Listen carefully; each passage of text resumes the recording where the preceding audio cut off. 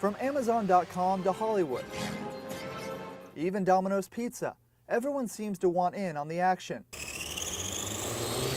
The Muskogee County Marshal's Office hasn't had an opportunity to use their drone, but they believe just having one makes them ahead of the curve. Well, it's almost like handguns and ammunition. I mean, everything's advancing: cameras, cell phones, and now, of course, drones. Bowers says agencies with a search warrant could use drones to gather evidence. Before, if the Marshal's Office needed an aerial view of a scene, the only option was the Columbus Police helicopter. Now, they can use their drone.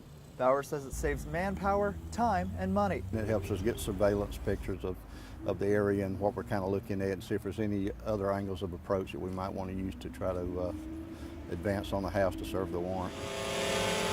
Other government agencies have also expressed interest in using drone technology. Russell County EMA Director Bob Franklin says having a drone would have been beneficial to survey the damage after this year's tornado. And I think something of this size, you could probably purchase one of these for what it costs to fly that helicopter for an hour. So it'd save us a whole lot of money. Local law enforcement are hoping to move from this to this when it comes to getting an aerial view.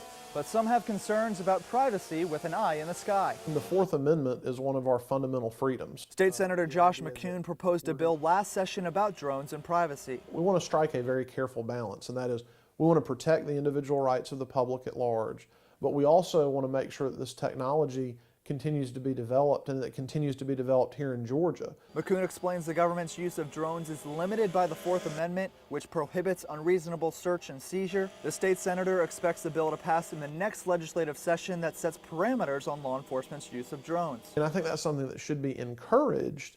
We just need to make sure that it's done in a lawful way that respects everyone's constitutional rights. You hear the word drone, I think it makes people a little uneasy. Bowers says he understands the privacy concerns and wants you to know they're only using the drone for public safety. But these days you hear the word drone, people think, oh, automatically the cops and the government spying on us. We're not using it to spy on anybody. We're not using it to invade anybody's privacy.